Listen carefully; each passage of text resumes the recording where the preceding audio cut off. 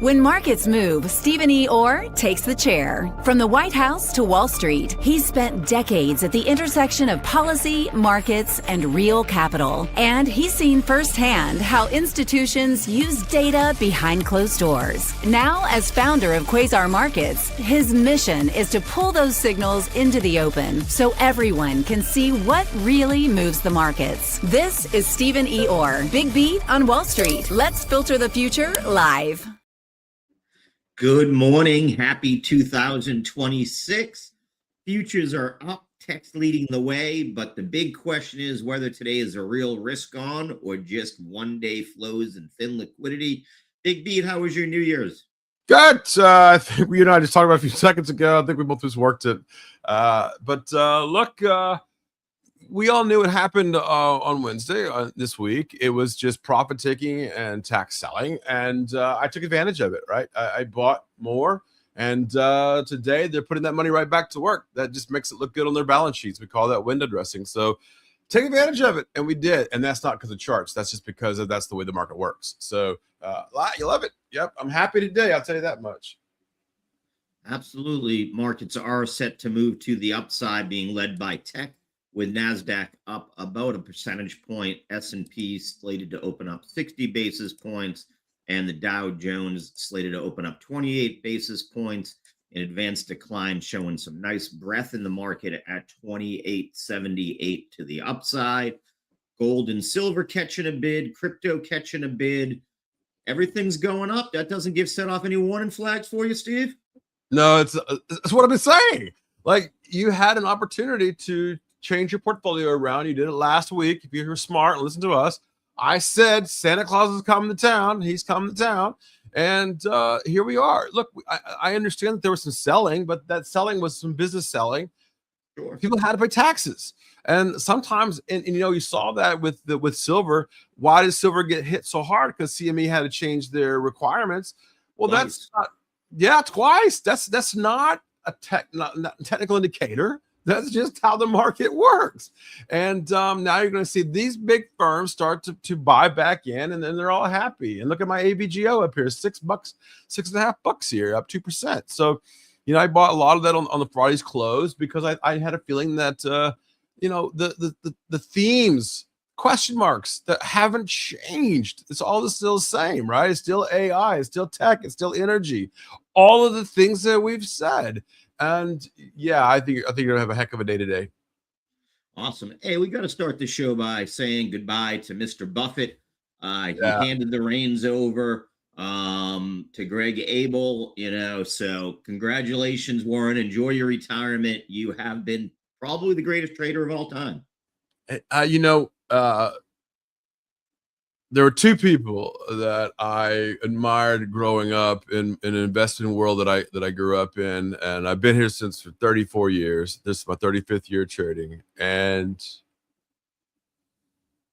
when I look at Peter Lynch and I look at Paul Tudor Jones, the mentors, I'm just flabbergasted by how awesome that they were at how they molded me for thesis trading and moving the needle for me, my understanding of how the mechanics of the market works.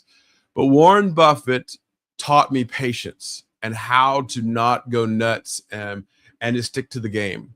And he was not only a person who taught me that, but that when things look dire is when you make movements. And he didn't just talk the talk, he walked the walk. Oh, yeah. In other words, he said, buy when there's blood in the street, right? I don't want to paraphrase, I know the exact phrasing. But when Shearson Lehman went down, when major companies went down, he didn't get freaked out. He stepped in with real money. And that he was the buyer of last resort for a lot of different. He was the buyer. And when the government had no place to go, they picked the phone up and they called Warren Buffett. Warren, what do we do? Yeah. There's not a person like that in the markets like that today that we have. We live in a world that our government yells and screams at our market makers. They yell and scream at the people that are managing big money. And we don't have that honesty that we've had in the past. We've had the Madoffs of the world and the FTXs. And to me, Warren Buffett is to be held up to a higher standard, that we stand, as my friend Tyler Woods always says, we stand on the shoulders of giants, and he was the biggest giant. Yeah, I couldn't believe it when I read it this morning. Berkshire Hathaway stock is up 6.1 million% since he bought that company. That's right. And for those of you who don't know, Warren Buffett did not start out by being Berkshire Hathaway. And over time, he bought several companies, especially in his beloved Omaha, Nebraska area, including the Furniture Mart that was there. He's still friends with the family there, and See's Candies. But it wasn't until Berkshire Hathaway, the company, actually went down. So he assumed control, bought the company, and he coined a lot of the words that we use today, like cigar butts and things of that nature. And he is a force of nature that we highly missed in this market. Yeah. What do you think Berkshire's next identity looks like? The identity right now, obviously, and Warren has said it for many years, that he does not buy things that he doesn't understand. But over time, he did buy things he didn't quite understand, like Apple.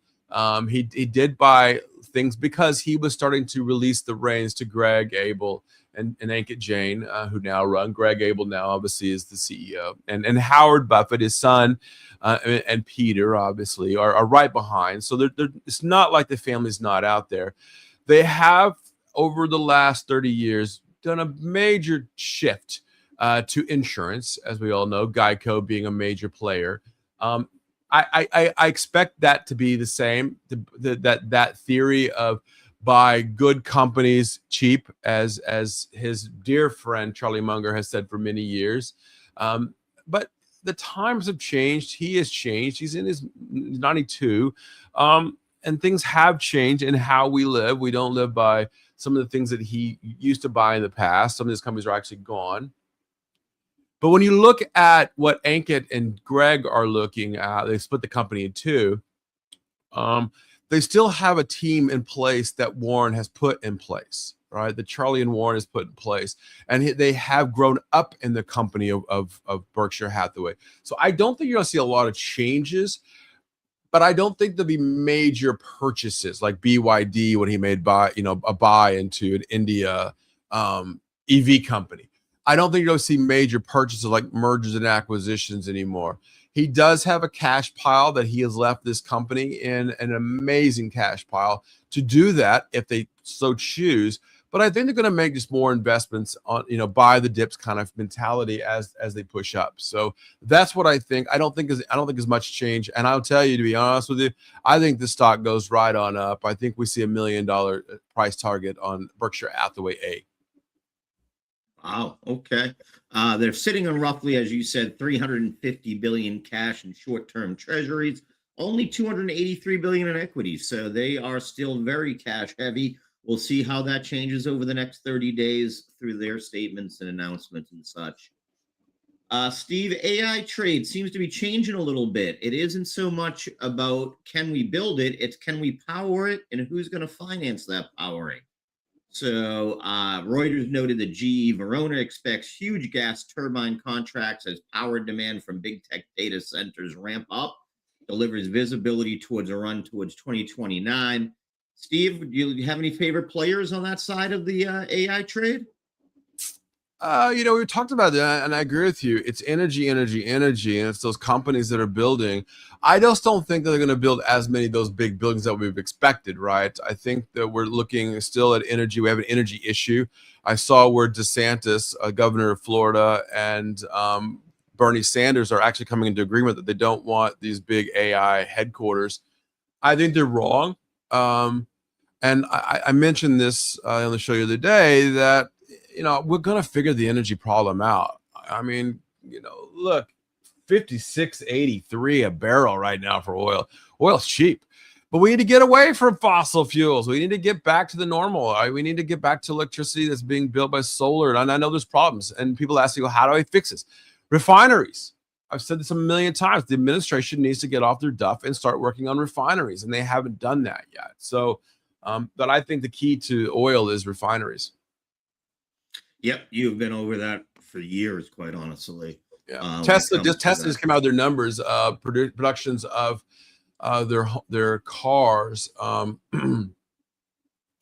I'll post that here, but they produced 434,358 vehicles and delivered 418,000 with 14.2 gigawatts deployed. 446.7 gigawatts. Whew, that's a lot of energy, my man. Yeah. Oh yeah. No, I mean it's it's a big one. You know, at what point do the hyperscalers face shareholder pressure to slow the capex down? Is some of the questions. You know, and is private markets going to quietly carry more of this than the big banks? Who's going to fund all this stuff, Steve? Banks are running out of money. We just talked about it, right? Mr. Warren Buffett has a cash pile. Apple has a cash pile. Microsoft has a cash pile. They're the ones that need the energy. Guess what? They should be the ones buying it. And they should be the ones supplying the help, right? They've got all this money from everybody else. Well, you know what? Put that money to work and start buying energy. Energy is the key to everything. Battery storage, Tesla has just now gone from just now talking about how many cars they delivered to how much gigawatts that they're deploying as well. That might be a number that we start seeing in some of these big factories and big companies. Right. Absolutely. Steve, getting over to metals, you mentioned it. Gold and silver are still acting like the market's lie detector for debt, geopolitics, and inflation hedging.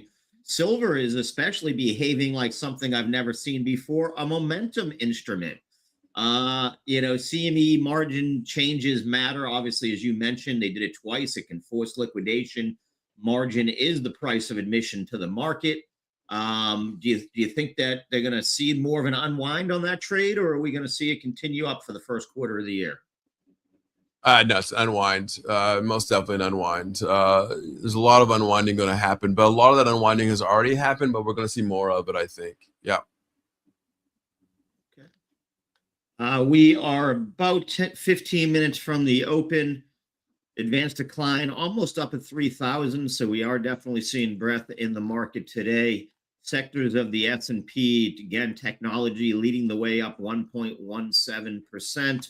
We do see a nice little run so far by consumer discretionary also. So those are the markets leading the way so far today. Energy actually in the negative, and consumer staples in the negative. So that's what we're looking at so far. Steve, what are you watching for this morning? AVGO. I'm happy about my Broadcom this morning. I mean, I was very, very big in Broadcom. I mentioned it again on the show here the other day that I was going to buy some more, and I did. And it looks like I'm going to get paid out quite nicely this morning. So I'll tell you, another thing you look at is the VIX, the volatility index, seems to be dropping again. So the selling that we saw is pretty much over. I'm excited about that. Yep, absolutely.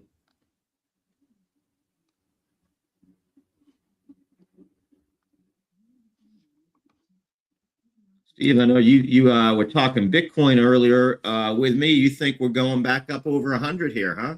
I do, yeah. I think it's going to take about a few weeks, but I think we make a big push here. A lot of firms are looking to do that. Look, the Dixie now at 98.44. This last year was the biggest sell-off in decades on the dollar.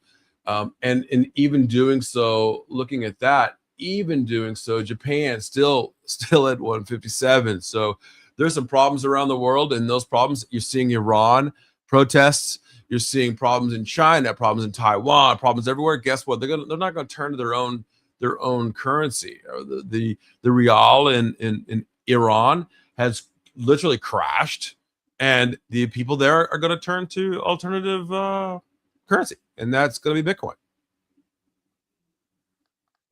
Okay, absolutely could be. Bitcoin back above 89,000 here, struggling to stay above that level. Ethereum, though, nicely broke above 30.40. Nice little short squeeze there. Look for a little bit of a run there. But both still have a lot of pressure above them. Steve mentioned oil and gas down still. Steve, I heard you had some commodity talk you wanted to bring up this morning. Yes, I am working on my new thesis, and that is very simple. OJ, orange juice. There are several reasons why I like orange juice, and it's just a longer term pick. It's a yearly. So I am telling people look at longer term leaps, look at longer term contracts farther out. And they're not leaps and options, obviously, but think of it like that. There's a few reasons. Number one is one of the major producers of OJ is Brazil, and we have a lot of issues in Brazil right now with exports.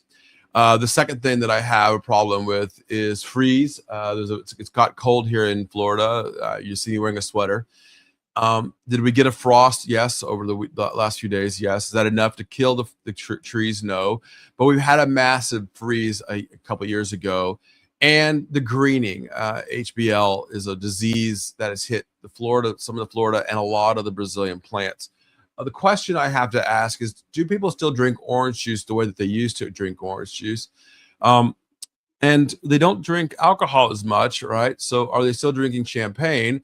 So get that orange juice and champagne question mark is a big question mark. So supply down, demand down, it keeps the price deflated. But if we do go back to fancy drinks and we do see this frost thing going on, could be a big issue here. So OJ, and if you look at technically, OJ has taken a big wallop over the last 6 months. So all those things pretend to me that the price is way out of whack. You pull up a monthly chart there on OJ. FCOJ should help you. I don't know if it's which one do you want? You can probably look at just any of the. You just go to futures. There you go. Yeah, you can see it already turning. I started buying already. I'm happy about my turn here a little bit, but if you pull up a monthly chart, you should see my thought process. If you can trade futures, yeah, there you go. Technically, fundamentally, thesis, all of it's wrapping up to be a good play here in OJ. And I have already mentioned this to a lot of TV organizations already that are mentioning this now, starting to mention it now too, but they didn't really see this. So this is really telling you the story. If you play it, you'll probably get. Now this isn't the mean reversion story, right? OJ doesn't go back to the mean reversion is because it's technically out of whack. It's not what it does. It's working. Yeah. So. Nice. Love it there. So we got Steve's commodity pick for the year already on day one. OJ, keep your eye there. Pre-market movers this morning, like we said, definitely favors the green versus the red. Seeing some of the Chinese names, Baidu up about 10.42% on news of their spinoff of their AI chip company. You a buyer in any of these Chinese names today, Steve? No. I'll be honest with you. I have had long chats with some of my back channel geopolitical issues. China will probably invade Taiwan within the year, if not soon. I mean, it's really getting bad. The chatter is really high. I've not seen chatter this high. I don't want to have anything to do with China right now, and I think that they are shutting the Americans out of especially Trump. I know that Xi Jinping has a meeting today with Trump. Today at 5:30 p.m. So be careful there. If you have silver on your plate, if they come out saying nice things about each other, silver prices could crash. Export issues could become an issue. So be careful out there. But no, I don't think so. I think Taiwan and China is really picking up, and I don't want anything to do with Chinese stocks right now. There you go. The other big leader that is not Chinese is ASML. So overseas leading the market today, quite honestly. ASML up about 6.06. Steve, you've been a shorter of some of these chip stocks. You shorting this one today? No, I don't think so. I think I'm happy where I'm at right now. Okay. I just looked at my numbers. I just looked at my numbers of shorting Tesla all year long. It's been an absolute moneymaker for me. I mean, it's one of my biggest things. What keeps shorting Tesla, right? Yeah. And Tesla keeps pushing up. It's very simple. Every time Tesla pushes up, profit taking happens, right? That's when you see a lot of retail in it, and I'm taking advantage of the retail. So, yeah, I'm sticking to that thesis, right? When silly things move up for no reason, take advantage of it. So I did. I have. Yeah. We got about 8 minutes now. Okay, let's go. Yep. And then the other leaders into the clubhouse this morning so far are the data center crypto mining companies led by Hut 8, IREN, TerraWolf, and others. Clean Spark, one of the ones you're a fan of, and your Fly's moving back up here, up about 2.82%. On the laggards, not really a lot there. The biggest one, Progressive, believe it or not, down about 5.85%. And then you've got some of those consumer staples like Keurig Dr. Pepper in there, Berkshire down 1/4 point, ExxonMobil, and your favorite Disney down a little bit. But that's about it for the laggards here, Steve. Yeah, I mean, it's gonna be a quiet session today. I mean, I don't expect a lot of. I mean, a lot of the move happened overnight as the big boys got in and laughed. You know, we sold on you, and now we're buying back on you, right? It's just look. I always say retail will win a battle, but they'll never win a war, and that's what happened again. And that's nothing to do with your charts, nothing to do with. It's just the way that the market structure happens, right? CME, a good example of that, raising the margin requirements on silver, on commodities. That's just how it works, right? And retail got crushed on silver over the last few days. They're trying to buy it back. Could happen again, right? If Trump comes out with China and says, hey, we got a deal. Well, that's going to hurt. Wasn't that more the banks? I mean, everything I read was the banks were on the wrong side of that silver trade. They were totally on the wrong side of that trade. They're trying to get out of it, right? CME helped them out. But at the same time, that's part of it, right? I mean, it's part of the structure, and the banks are the ones who supply the cash of the merger. I mean, for the margin. So, maybe that if they were on the wrong side, banks being short silver I don't think was the key. I think it was that the margin of some companies were short silver and they were wrong, right? So that's what happened, and they had to raise the margin requirements for obvious reasons. Yeah. Oh, yeah. When volatility picks up, they definitely do that pretty quickly here.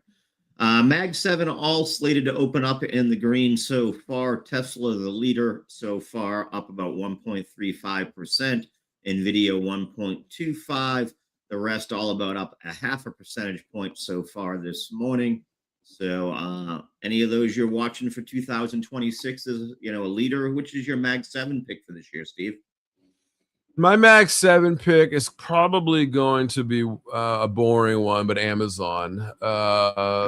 Yeah, I mean, people are still buying Amazon products. I know I still am. I don't think anybody here has stopped buying from Amazon. I think Amazon is going to continue to win.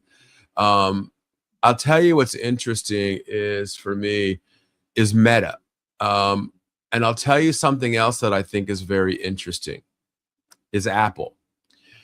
Apple and their new product with their new glasses could be a game changer, Howard. That to me is very, very, very, very interesting. I do like that play there. I'm seeing AVGO popping a little bit here. I don't know. I really do like this Apple move. And how much of an Apple product I did not like for decades. I think, and I've said this last year, and I bought the products finally and I think Apple has finally done it. And I think Tim Cook steps down.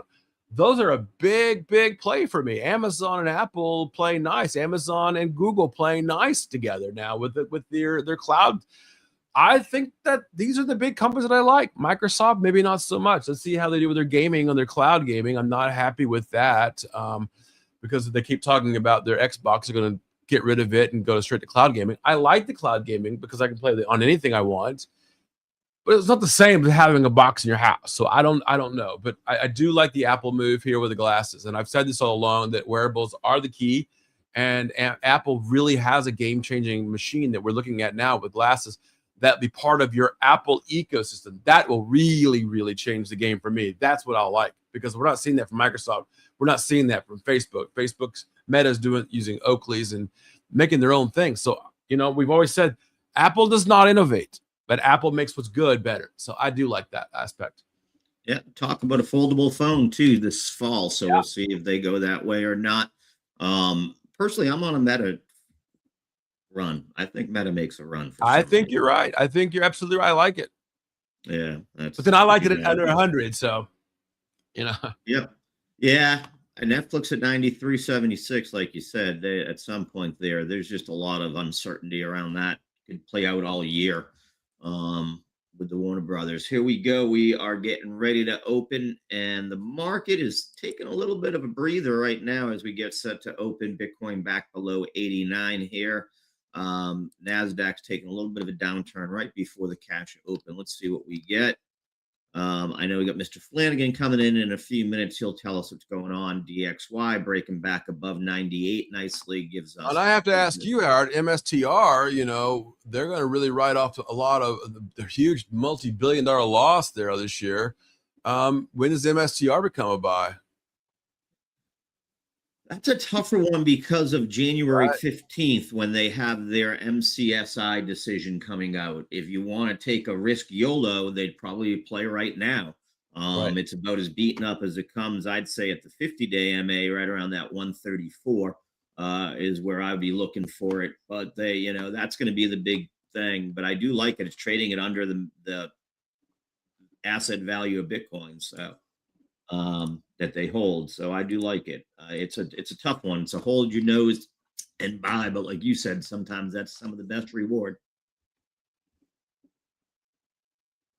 Looks like 28, 2 minutes before the open here. AVGO here in the highs of the early morning session here.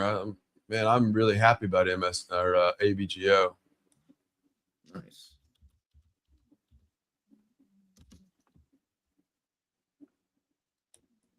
Super happy about it. Yeah, there it is. High of the session there. Let's see what the cash market does here in about looks like a minute. Yeah.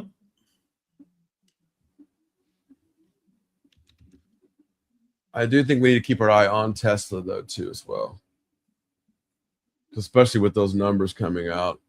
Tesla up about 2% as well, but I don't think that's I think you might see some selling there on that. Yeah, 352.85 now.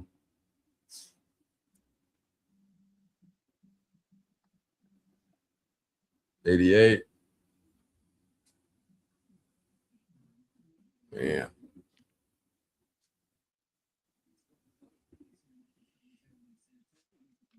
We might erase almost all the losses from yesterday in the markets, or from last week, the last 4 sessions, because they've been very muted. Yeah, very muted drop. Has not been big. And I think the buyers are coming back in here. All right, we're almost open here. I'm gonna. I think 94, 93. We are open. Yeah, most definitely. Here we go, GLD and SoFi. Nice. Here we go. Let's run, baby.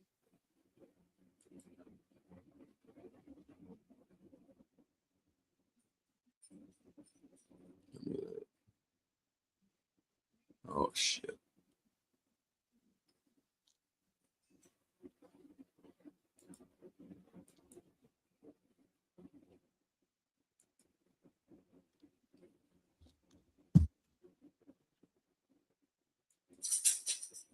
Okay. Advanced decline jumped up to 3,900 on the open there. Your AVGO jumped up another almost half percentage point here, 2.14% to the upside here. Seen NVIDIA top out at 190, getting a little top heavy here. So we do see the first pause of the day so far, but a nice move to the upside. Tesla up 1.7% also.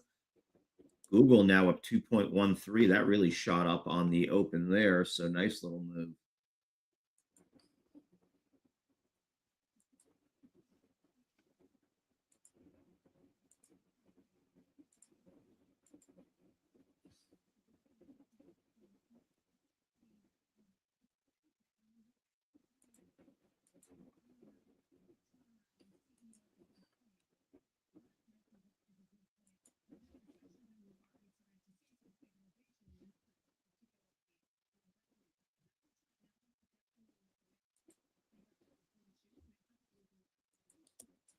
Tesla 1.5% to the upside here. Yes, I'm definitely 355 there on Broadcom. So for those of you who followed me in to Broadcom, congratulations. You should be very, very, very, very happy again. And look at that, 1 for 1 already, Howard, in the trades already. I bought that. Let's see. I have to look again exactly what I bought it back on.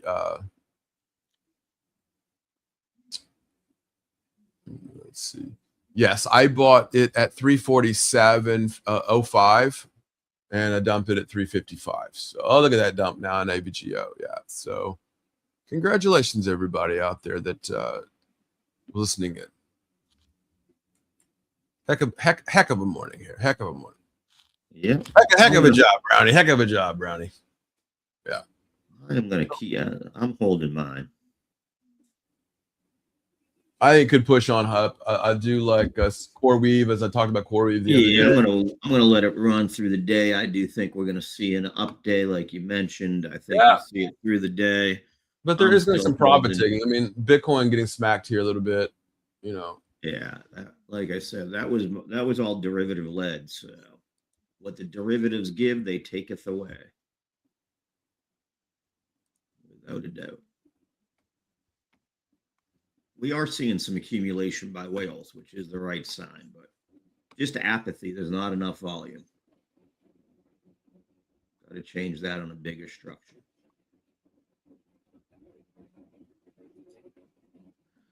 We do see we're starting to get a negative tick here. We are seeing us take a little bit of a step back after that first move to the upside. We actually see the NASDAQ down a little bit since the cash open.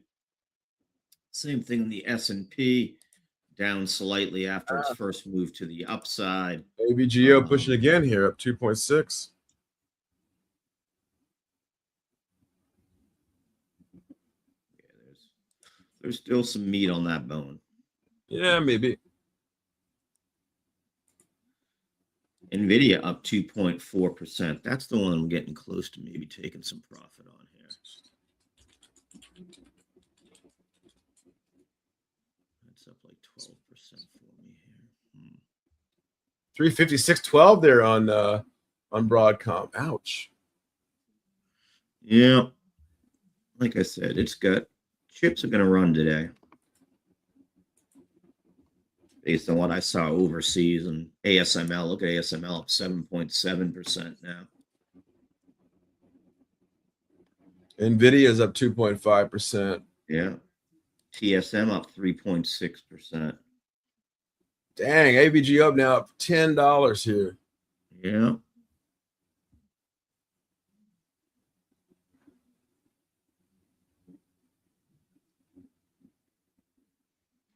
I am a happy camper, though. I'm okay. Yeah, absolutely. Absolutely.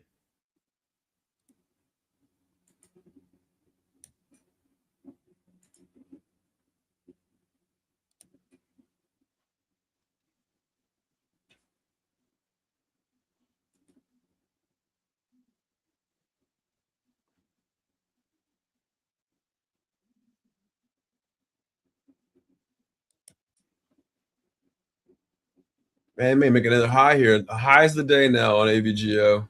Yeah. ZSL is down 8%, 7.5% here. That is silver, but it is pushing back up, so be careful. Silver could dump here.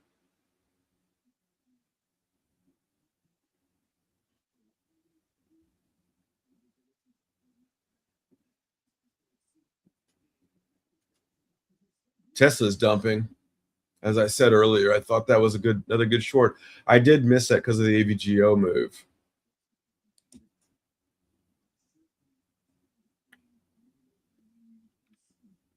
Intel's up 4.5% this morning.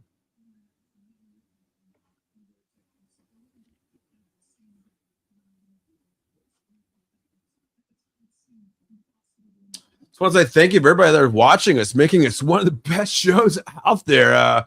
Most watched now, looks like. Looking at the numbers right now, live on X right now. We are in the financial space. the most watched right now this morning. So I want to say thank you for that. Thank you very much. Repost that, refresh it, like us out there on Twitter for sure. Okay, NASDAQ back up almost 1 percentage point here. So seeing some buying on tech come for sure.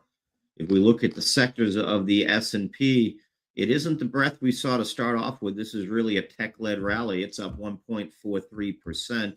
Otherwise, all the other sectors are fairly neutral. You've got consumer discretionary up slightly, industrial up slightly, utilities up slightly. No real huge laggards either. Healthcare is down about 64 basis points, and financials are getting hit a little bit here. Hello, Mr. Bitcoin, right back up, I guess.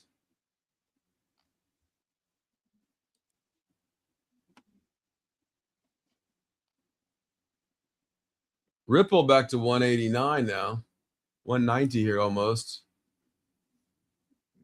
I think the moving at AVGO is about overcooked here for this morning, so be careful out there. Put in a limit order. Move those stops up, folks. If you're not like me, I went pretty heavy, went very heavy, as everybody knows. But move those stops up. Yep. Make sure you lock in that profit.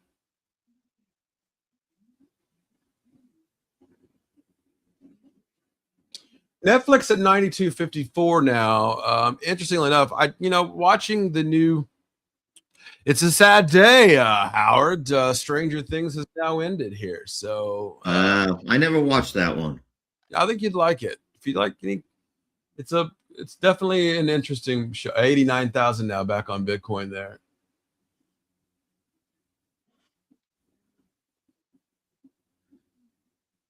Man, what a day in the markets today. Yeah, here comes AVG in the back, man. Be careful out there, folks. Could just dump here.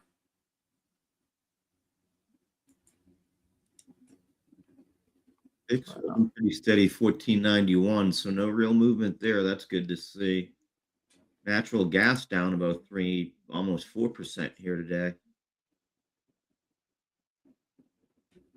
WTI back down below 57 again. Yeah, here comes the AVGO selling there. Spot gold coming down, as I said earlier. My silver is not on my radar right now. I've taken it off my charts because now it's just a play now, and they're playing around with it.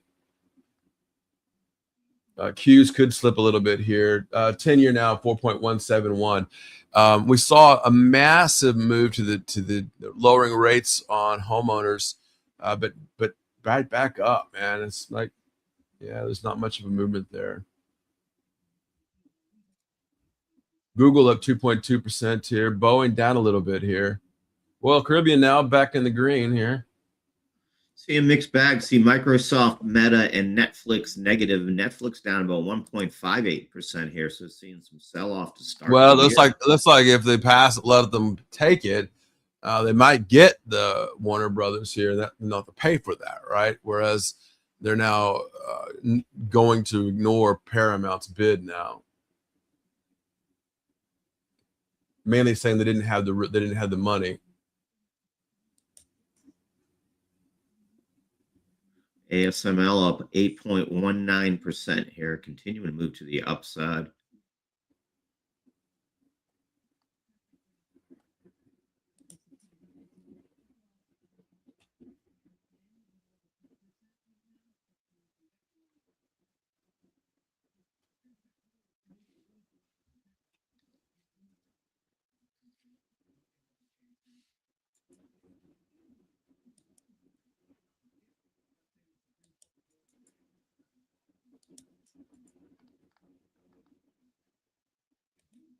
Berkshire Hathaway down at 1% since Mr. Buffett stepped down, 1.04% here.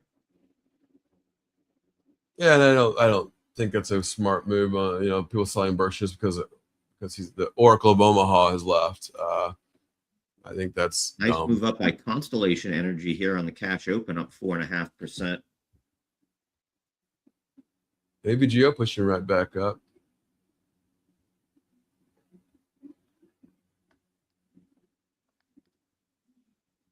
Intel, as you mentioned, up 4.7% here, continuing to move to the upside. Financials still under a little bit of pressure today. JP Morgan down about 15 basis points.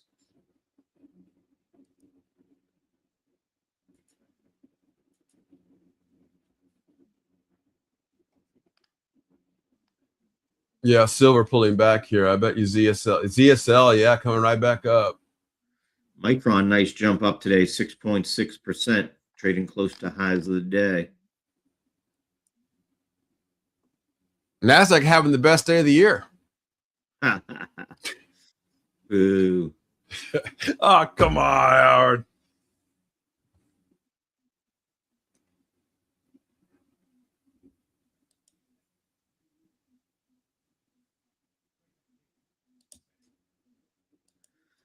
Progressive continue to move to the downside, now down 7.32% there.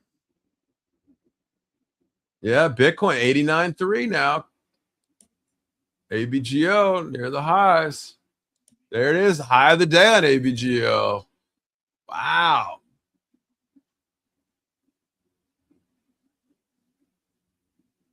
That's institutional buying there, Howard. That short's covering AMD now for almost 5% here. Yeah, chips is just going crazy. Yeah, that's institutional buying. Micron 7.27%, STM up 6.73%, Marvell up 4%, Plaque up 4.79%, chip sector flying here. AMAT up 5.18%, ARM up 5%. Chips are definitely going to run here.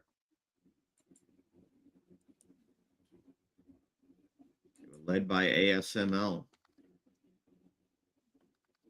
Yeah, it's a beautiful day in the NASDAQ today. It is. Continuing to go to the upside on ASML.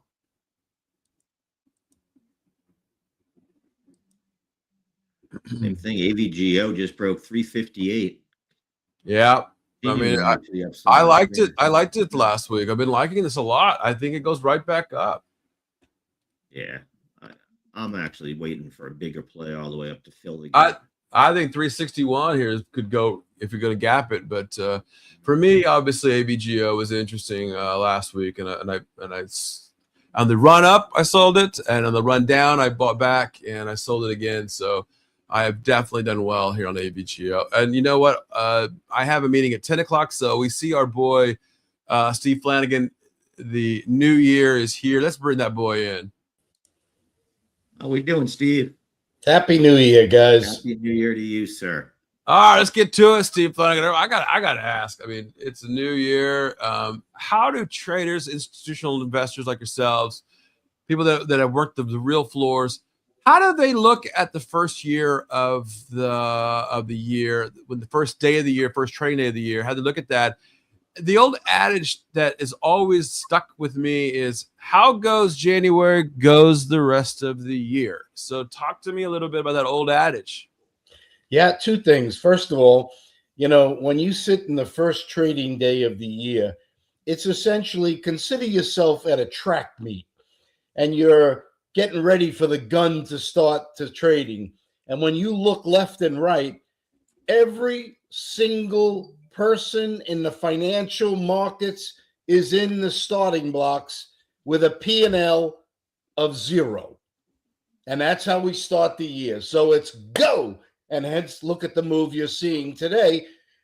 What I always worry about, and it's worked almost every year, is the first move that you see in the new year, the first 3 weeks, we spend the rest of the first quarter trying to get out of that trade. Now, this year, though, I'm looking forward. I'm going to say it's different. And I'll tell you why is it different. Because I cannot really recall a November and December like we've just come through. In other words, the dump trucks are all empty. Everybody has dumped off of whatever they needed to sell, margin calls, etc. This year around, it's the first 3 weeks, I would be cautious. You're going to probably see a lot of FOMO trading. Yep. I really want to see how the month of January ends. So Yep. I do think we come out sharp and aggressive as we're seeing today. But I'd be very worried about, how long lasting that poof is, unless the data begins to support. We don't have the Fed until the end of January. Right. So there's going to be a lot of speculation. Personally, they're not going to touch rates in January. That's my call, because I think the horse trading that went on in December was, all right, we'll cut 0.25%, but we promise to hold, provided all the numbers stay just the way they are. And I think that that's the way the Fed probably has made the cut in December with a hold in January. Okay. So, and there's no numbers out until the Wednesday, Thursday, and Friday of next week. So you've got a little pocket of air here where a lot of momentum type trading can occur, which I think we're beginning to see today. Yep, market strong to start off with so far. What are you watching across the forex markets to start the year, Steve? Dollar index 98.45, up off the floor. I still hold the line in the sand at 97.20. Yeah. 97.70 was recent lows around that level. Watch the top side. A 98.90 is the break point that begins to get some movement on the top. I'm not looking for the dollar to come out of the gates and, in a sharp manner like equities. But I am looking for the dollar to create this basing pattern that we're in. I'm watching the euro dollar very carefully. On, I think, Wednesday next week, we have CPI in the Eurozone. And, that probably comes in at 2.1%. Okay. Now, if a surprise is that it's lower, the quandrum here is, what does the ECB do saying, hey, we're at 2%, we've done everything. There is no growth, anemic growth. Okay, I'll give it to my friends who keep saying, come on, Europe's growing. All right, they're growing at 0.2, 0.3. Yeah. Germany was minus 0.5. That's though. Not really growth yet, right? Oh, right. So does it come in lower? Followed by Thursday, I believe China's CPI comes in. Now that's coming on the heels of a minus 2.2%. So what happens? By end of next week, we could be sitting here looking, and the U.S. will have inflation numbers and December payrolls. You could be sitting here looking at a point, which is my thesis, inflation, poof, it's gone. Come on. There's always inflation, Steve. Always inflation, but if we begin to look at the last year, because now, as we roll into this year, you're all going to say, well, Trump has been in the last year. But what has inflation? The 9% we saw in 23, 24, that's baked in. And we're getting used to those rises right now. The key is, where is it going? If we're growing at 0.1, 0.2 a month, this is very sustainable. You cannot have interest rates in restrictive zones when your inflation is benign. And that's where I think we'll see benign inflation. Bitcoin now at 90,000 here. Okay, so let's break this down a bit. And I have questions for you, especially on the forex side of things. Dixie now at 98.38. Yet the euro is still holding at 157 roughly. How the hell is that happening? Yeah, euro at 117.20. I'm sorry. Did I say the euro? I meant the yen. I'm sorry. Yen at 157. Sorry about that. Here we go. Now the curveball's coming. Sorry about that. Yeah, that's good. Steve, dollar yen, we just raised rates. I thought Japan was going to, right? And they've got the first one. They're the first ones up. They come up on Jan 23. They're at 0.75. The problem is BOJ raised to 0.75, highest rate in 20 years or more, and they did not give any forward guidance. Right. Why is that? Because that's just the Japanese way of doing things. They want their neutral. Oh, we have a new prime minister there. I thought things were going to change over there. New prime minister who wants growth, growth, growth. Right. You can't have growth if you suddenly start punching Japanese interest rates up. What's changed? What's changed, Steve? I mean, she says she's a lot like Trump, and then she's a conservative, right? And then what's changed? I don't understand. Nothing's changed. Your Bank of Japan, though, cannot. They're in uncharted territory once they go up above 0.75. Right. And if they start moving fast and destabilize, now remember, my big caveat for 2026 is the yen could destabilize the entire financial markets. If Japan goes on a hike and they say the neutral rate is 1% higher. If they were to go like that, the the Japanese government owns over 55% of the JGB, the Japanese bond market. They own it, they hold it, and they're still doing QE in Japan. So you cannot have a Bank of Japan suddenly go out and destabilize the Japanese economy, because it'll have ripple effects throughout the world. But they are. They pretty much telegraphed the 0.25 increase. They're still at 0.75, pretty much the lowest in the industrialized world outside of Switzerland, if we call that an industrialized world currency, but Switzerland's at 0. But I don't really think Bank of Japan goes again. I think what they'll do is they'll assess the situation, and that the follow-up meeting, I think we could probably expect rates to go to 1%. Okay. The Which one is kind of crazy. I mean, but the thing about rates for us is that it's buying cars, it's buying homes, it's building, it's creating. Japan doesn't really build new homes, right? They're not building new condominiums over there. They're not really building new business buildings. I don't think that raising rates is really hurting them, is it? I think what it would hurt, Steve, is the international global world that has used yen as a carry trade for the last 25 years. And the unwind is coming, right? I think you've seen a lot of the unwind in the previous run-up to the rate increase. Yeah. I'm not worried about the carry trade so much. Okay. It's more if the Bank of Japan signals an aggressive rate hike policy, that could change a lot of the investment in the world's books. And that's what I'd be worried about. And the U.S., is a prime area where Japan has exported capital to invest within the United States.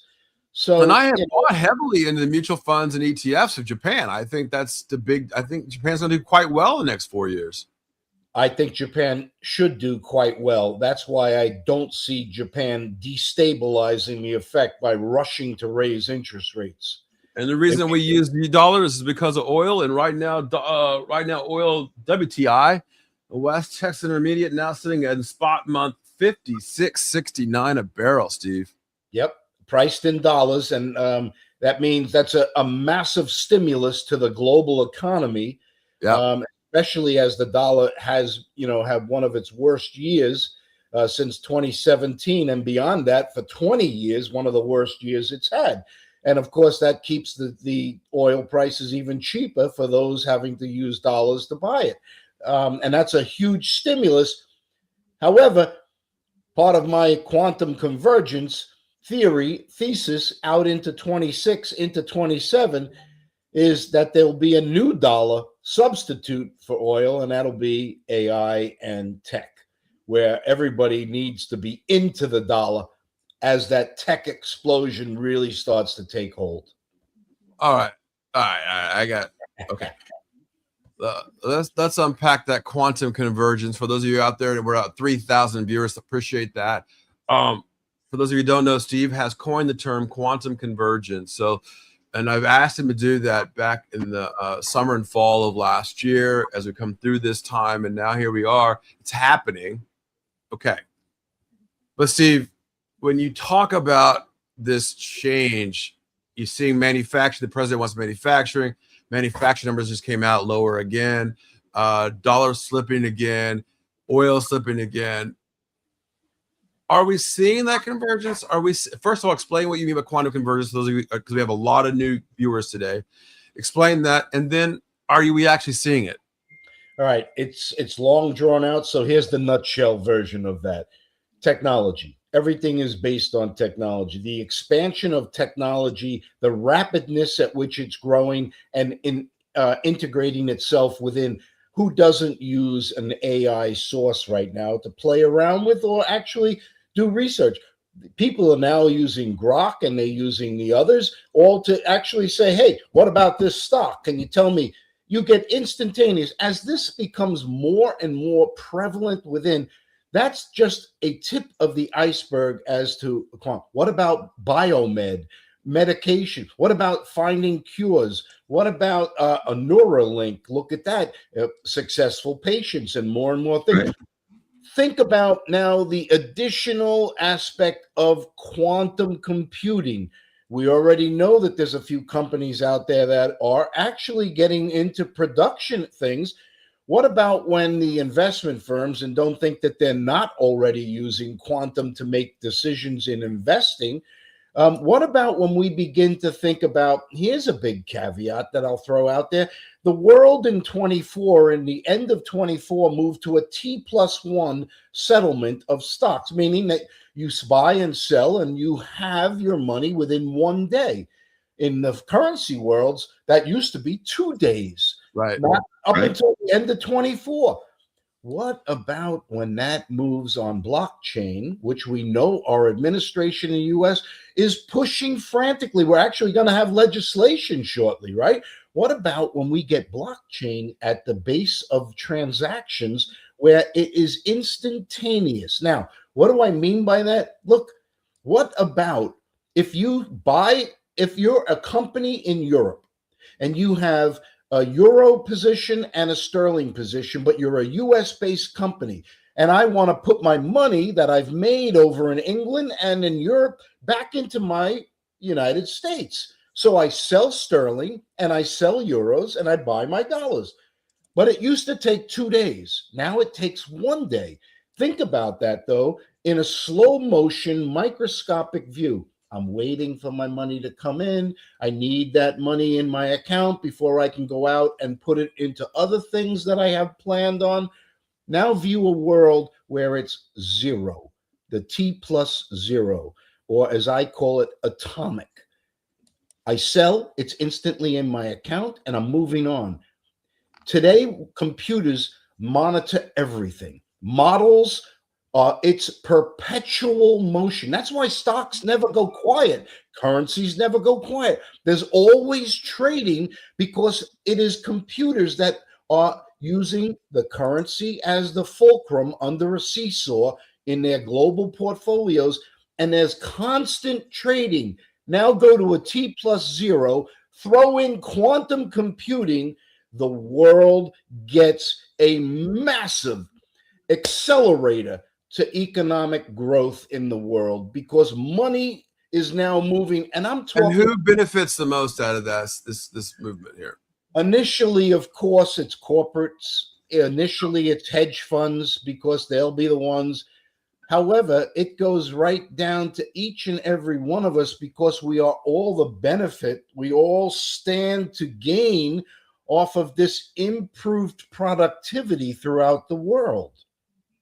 So we're talking about, I don't know, 10, 15, pick a number, trillion in stimulus throughout the world just based on a future that begins to move to it. Is it in the plans right now?